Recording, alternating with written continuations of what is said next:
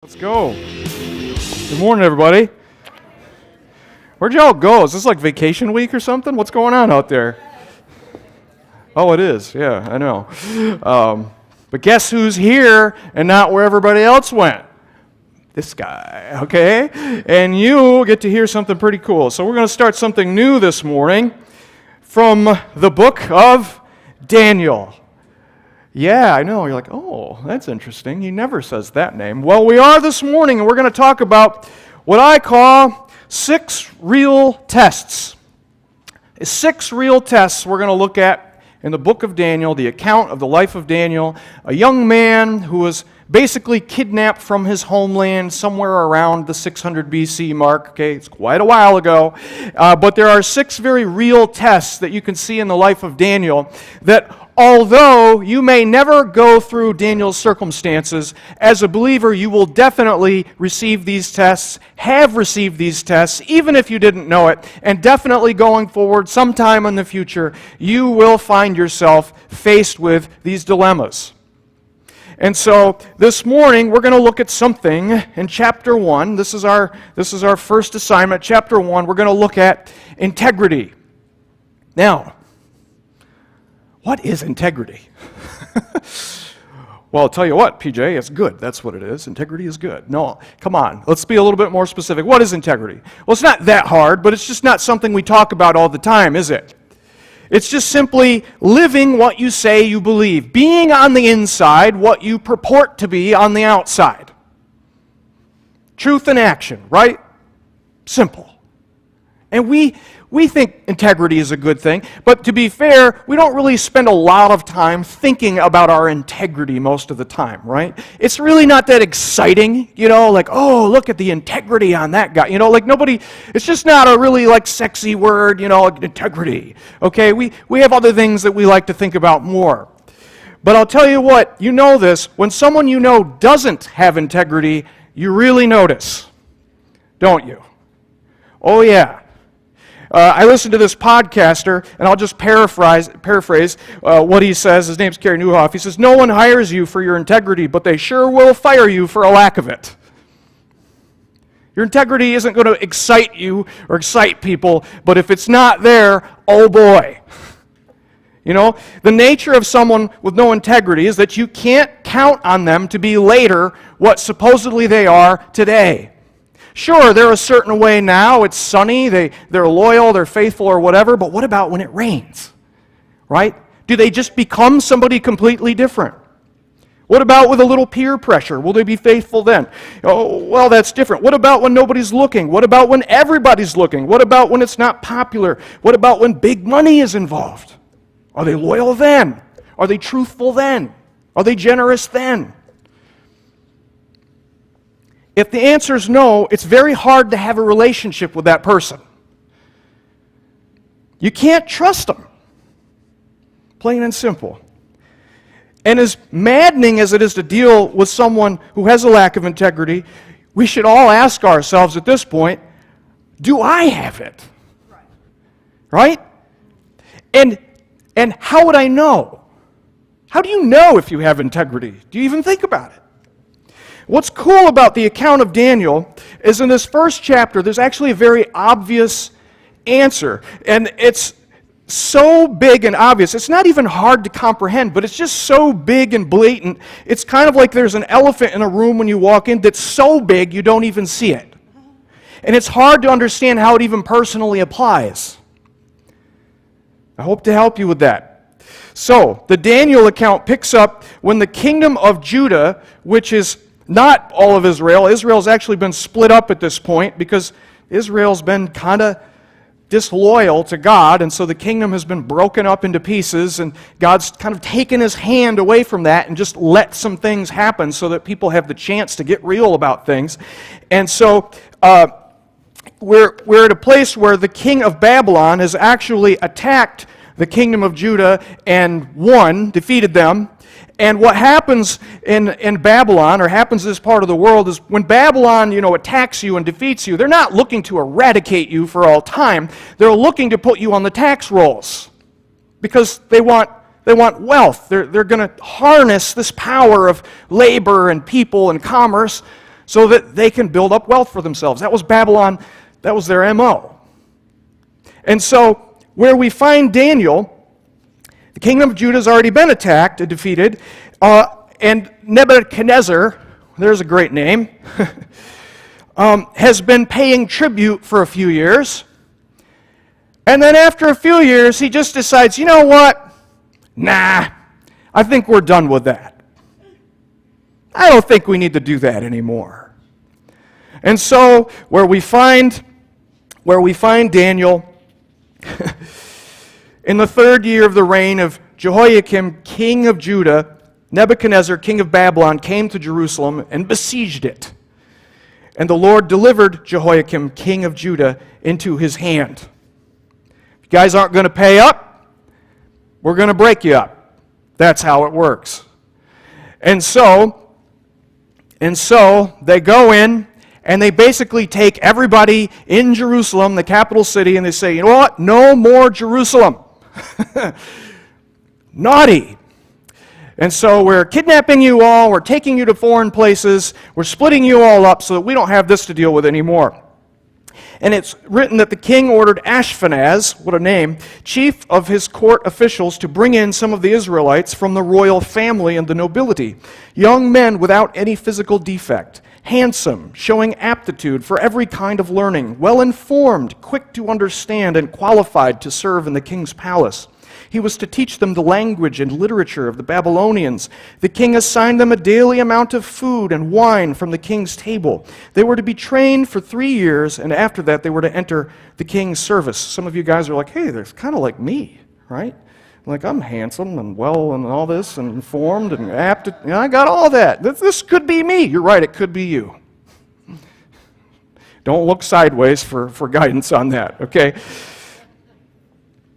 It's also written that among these were some from Judah, Daniel, Hananiah, Mishael, and Azariah. The chief official gave them new names. To Daniel the name Belteshazzar, to Hananiah, Shadrach, to Mishael, Meshach, and to Azariah, Abednego. Now offhand it sounds like, for being conquered by a foreign power, this doesn't sound so bad. They're kind of getting the royal treatment, right? They're going to live in the palace, they're going to be educated more than they've been already, and they're going to read a lot, and, look at some Babylonian poetry. I mean, it sounds good. What you need to understand, though, is this isn't the royal treatment. This is a reprogramming. A king sees this force of young, educated, sharp people and says to himself, how can we put that to work? How can we, get something out of that? And so he brings them into his court, his palace, and decides, we're going to re-educate you. Most likely he castrated them. That was commonplace for that time and that empire.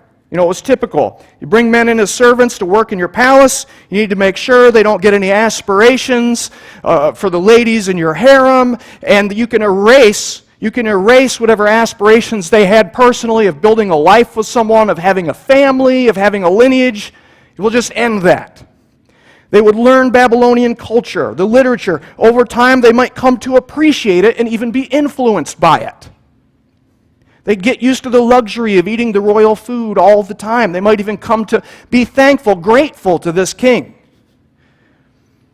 They'd take away their old names. They'd start speaking Babylonian predominantly. He's erasing all of the reminders of their past life.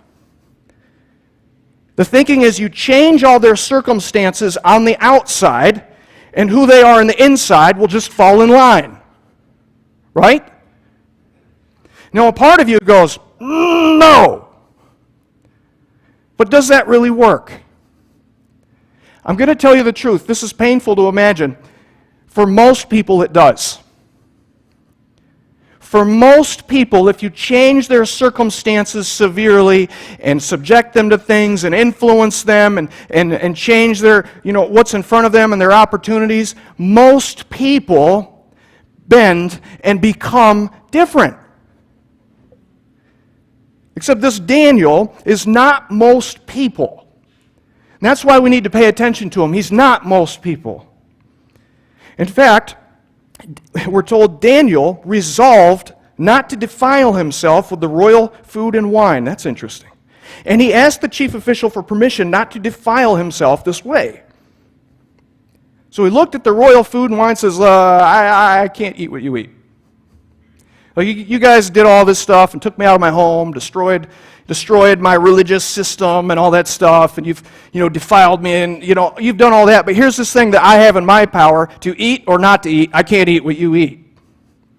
Why? Well, here's the thing about the Babylonian wine and all the food. Look, the wine's probably already been dedicated to whatever Babylonian gods that they have. And the food, the Babylonians were perfectly willing to eat pretty much anything that moved, horse or pigs or whatever. They put some nice dressing on it, have a great barbecue. Here's the thing, Daniel has been taught from birth that God has commanded, ordained, that we don't eat that stuff. We have a diet that we've been given and we don't stray from it. And whatever your opinions or thoughts are about that, that's his understanding of what it is to obey the Lord. And so, no biggie, just requesting kosher food only. Now you think, is that really that big a deal? Some of you guys, you have cafeterias that serve you, you just go put in a request. Well, I'd like this kind of food and this kind of food. I have, dietary restrictions, Okay, listen, people get offended when you tell them you can't do what they're doing because it's sinful. They absolutely do. Okay, try telling your friend, I can't go to the mall with you because that's evil and I can't partake in that. So, come on, that's offensive, right? And try telling the king of Babylon you can't eat the food he eats because it's tainted by his imaginary, evil, fake gods. So this is a very long limb we're walking out on. One that most people would not step out onto. Most people would just shut their mouth, drink their wine, and put a little extra cheese on that horse patty melt. Right? And apparently that's what pretty much everybody did, because there's no story about all the others who did the same thing. But Daniel's not most people. He's actually in real tension about this. Real tension. Now, how do you know? Because he resolves to obey God.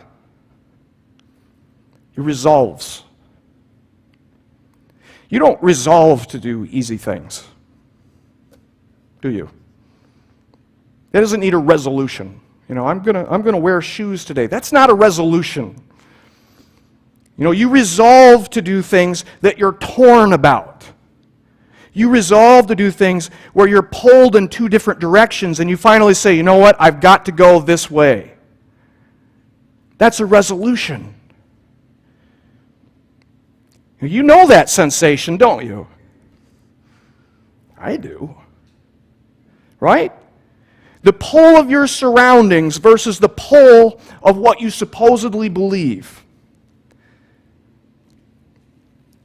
You got to be honest. There are so many times, if you look back and you're honest with yourself, there have been times where you have two options in front of you, left or right, and there's a lot to recommend going left. It checks a lot of boxes. The risk-reward, is good. It'll be good for my reputation. It'll be good for me monetarily. It'll be a good, good convenience. And then on the other side, you just have this one problem. You're not sure if it's right or not. Isn't that how it is? Yeah, it's lucrative, it's easy, but is it in line with what I believe? If it is, great. That's a victory, right? Push that button. Turn it in. Sign your name. But if it isn't, and you go through with it, suddenly you have a major internal crisis, an identity crisis. Because either you don't value God as much as you value other things, and you have to face that, or you don't believe what you thought you believed, period. You got to face it. We're not made to just go around, word of the day, being duplicitous. Well, I stand for this, I am this is what I respect, this is me, this is who I am. But on this one occasion, where it was very convenient, then I'm going to go this way. Just to save time, money, energy, reputation, credibility, blah, blah, blah. And you can absolutely do that. In fact, I've done it. You've probably done it, even if you can't quite admit it. We've all done that at some point, and we know what it is to live in the aftermath of that. You constantly think about it. Wow, I can't believe I did that. I can't. Why was that so hard? Why was it so easy to make the wrong decision? I thought I was better than that. I thought I was stronger than that. I thought. A lot of people have a lot of moments they look back and you realize you didn't rise to the occasion, you sunk to a level. That isn't every time. I think we've all probably got some moment where we say, actually, I think I did okay right there. It caught me off guard maybe, I had to think about it, maybe even have to struggle with it and wrestle with it, but I think I actually did the thing I should do according to what I believe. That's great. But many of us still have moments we'd rather just blot out of our memories. If that's you, I bet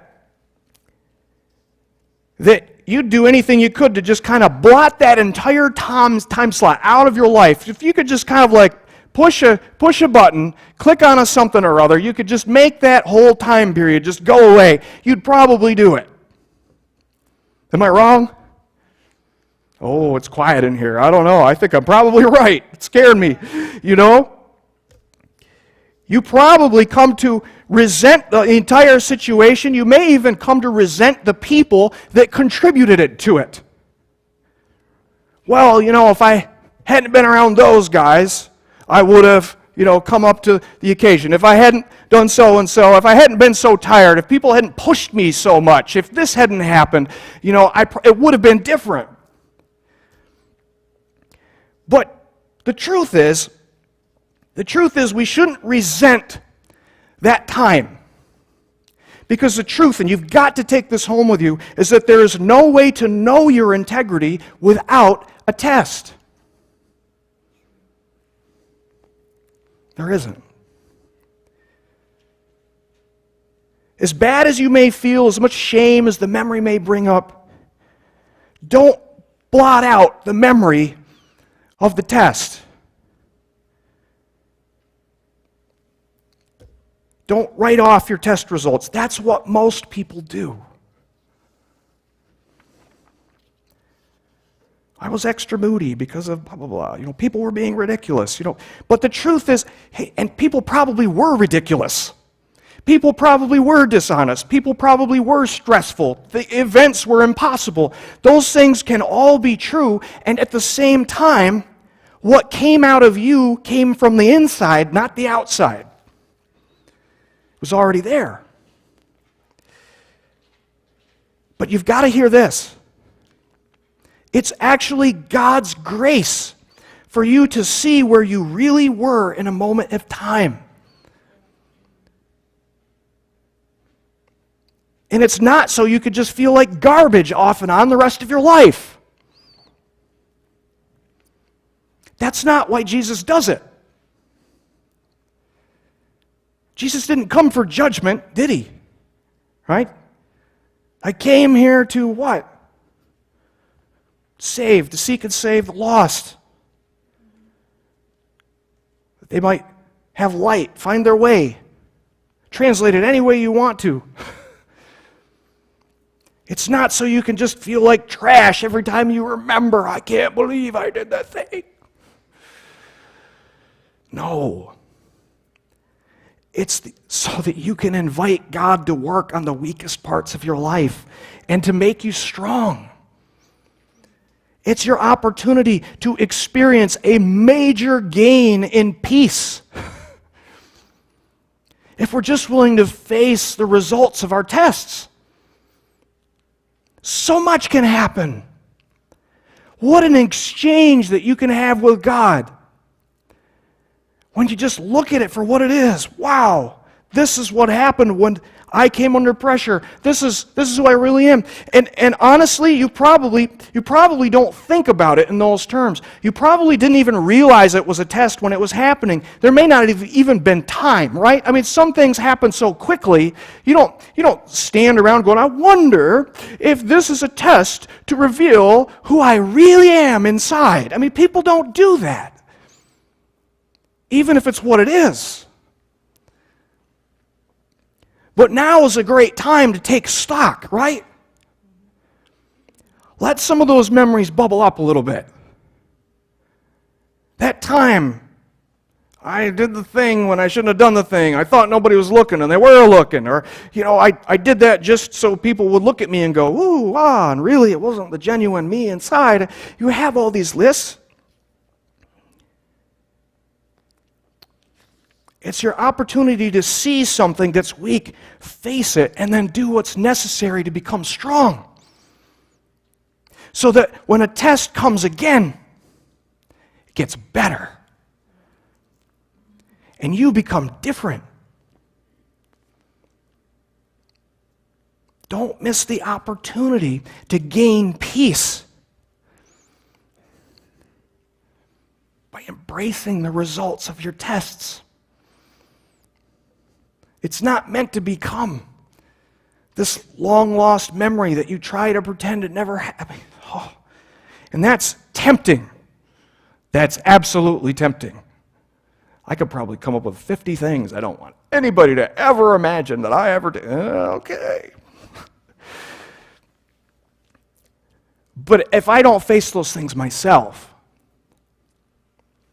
nothing changes.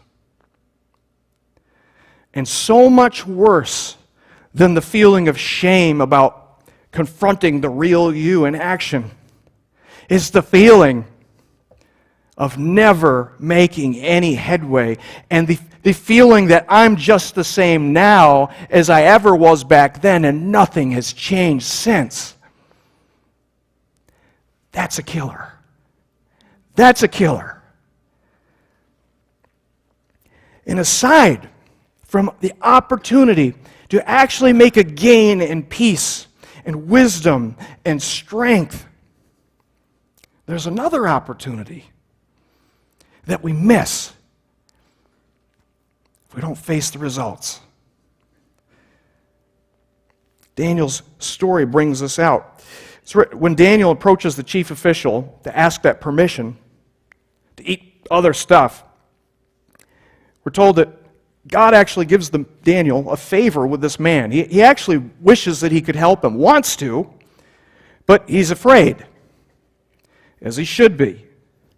And the man says, why should he see you looking worse than the other young man your age? In other words, what good is this going to do any of us? The king would then have my head because of you. I'm going to have to explain to him, well, you told us blah, blah, blah, blah, blah, but I just let these guys get away with it because they didn't want to, because they think your gods are actually all fake and evil. But this is Daniel's reply. He says, please test your servants for 10 days. Give us nothing but vegetables to eat and water to drink. Compare our appearance with that of the young men who eat royal food and treat your servants in accordance with what you see. So we agreed to this. And at the end of 10 days, they looked healthier and better nourished than any of the young men who ate the royal food. So the guard took away their choice food and wine they were to drink and gave them vegetables instead. Some of you are saying, this opportunity is just to be healthier. No, that's not what it is, okay? Vegetarians, you just keep that under your hat, okay? But the truth is, whenever real integrity does show up, it creates a story that's worth telling. It absolutely does. You know this to be true. I mean, when integrity is like zero, okay, sometimes that's newsworthy because we love to fixate on what's terrible. Oh, I can't believe how awful a human being could actually be. But the truth is, average integrity is really just low integrity. We're used to it. We're used to people doing one thing when it rains and another thing when it shines. And we expect this. So when somebody comes along and God creates a space for integrity to be in the limelight for a moment, I mean, it's a story worth telling. How many times have you heard the story of, well, so-and-so found a whole bunch of money, and then they didn't just keep it for themselves. They actually went through all the hoops and found the right people and gave it back. And it was like, the diamond engagement ring was $20,000, and they returned it to the owner.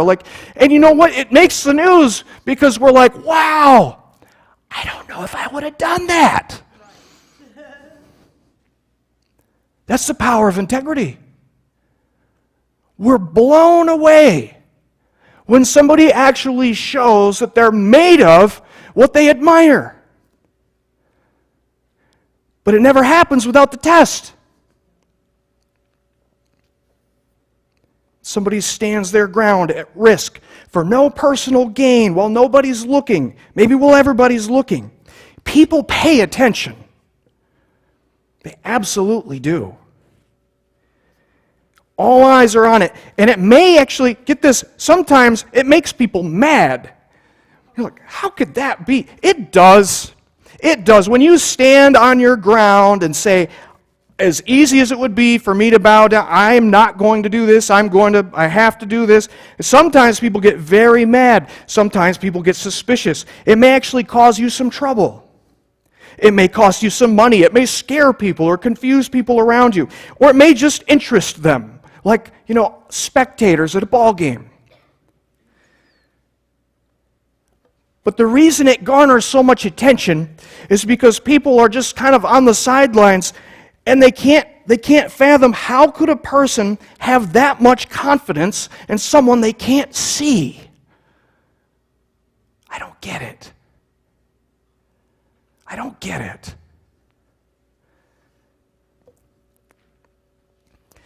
Now, in spite of whatever failures you have had in the past, you can count on a couple of things. You will have new tests to take. There are more coming. You will have more opportunities to demonstrate for yourself and for others what you actually believe. Absolutely. This is good news. What it means is that your failures do not define you for all time. They're mile markers on the way of your journey. Places where you got to have an exchange and say, you know what, God, I actually need work there. Let's walk together.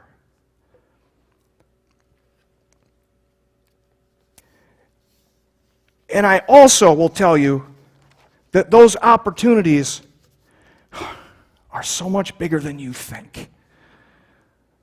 Even the small stuff, tiny stuff you don't think is anything. Nobody's going to notice that. Nobody's going to, why?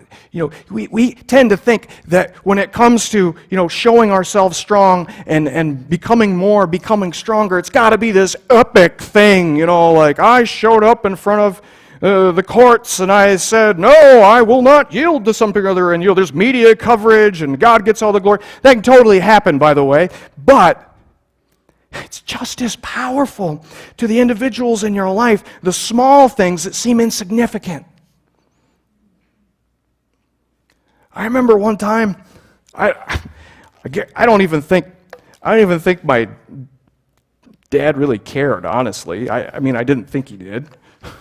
But I remember this time, of course, I'm used to, I would live at my dad's, when I was younger, I lived at my dad's place, I had the farm, we had gas tank, big gas tank, like 300-gallon gas tank, right? Of course, the thing is, there's no tax on farm gas, and, it's a little cheaper, so, I'd pull up the tractor, fill it up, pull up my car, fill it up, it's just like free gas for life, right, And, of course, I didn't see it that way after I left home and became an adult, right? So, I would still be involved and I would still do things. And one day I said, I need to borrow your truck, right? And of course, trucks got a quarter tank or an eighth of a tank in it. You don't want to keep too much gas in a truck with a leaky tank, right? That gets expensive. So I go, I go and I borrow this thing, and I come back, and it's been a long time since I've been home, really, and done much. And that pattern was just kind of in there. Well, he's not even going to notice. He's not even going to care. And then I just had this sort of adult moment one day in my 20s. I'm like, you know what? I'm going to fill that tank. I'm going to fill that tank full of premium, because that's what it's supposed to have. All 30 gallons of it. Even though I drove 2 miles to go get some stuff, you know what? I'm going to fill it. I'm going to fill that tank up every single time I borrow that truck. And you know what? At first, what do I expect? Like a reward or something? That's what you do. But a little later, I started to notice that this was like a big deal. He's actually like telling people about this. He actually filled up the tank.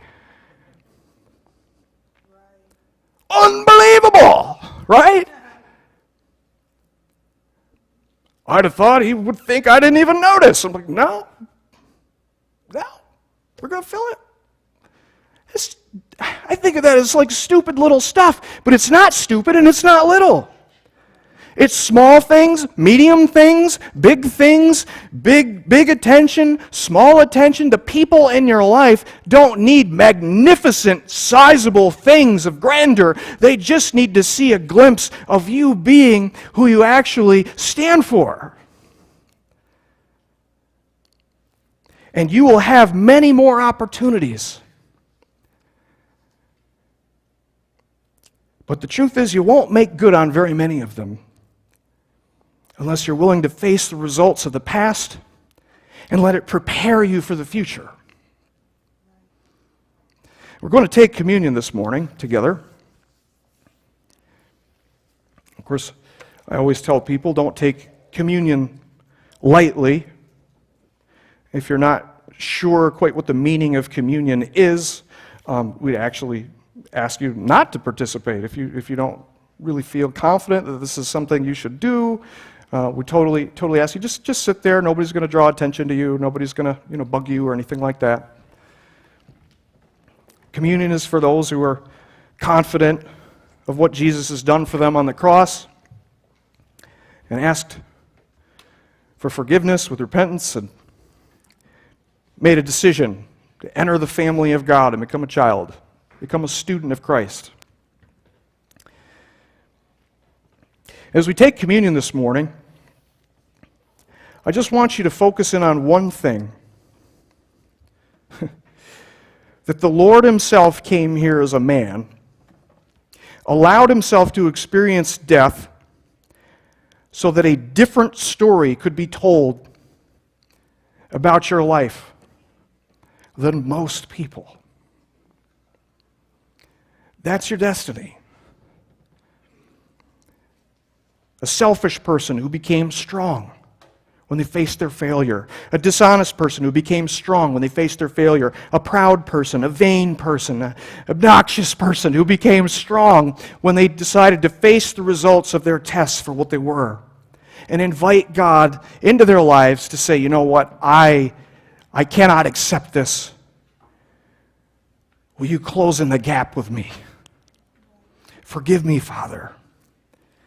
I know that you can forgive me. I know that you want to, but make me strong.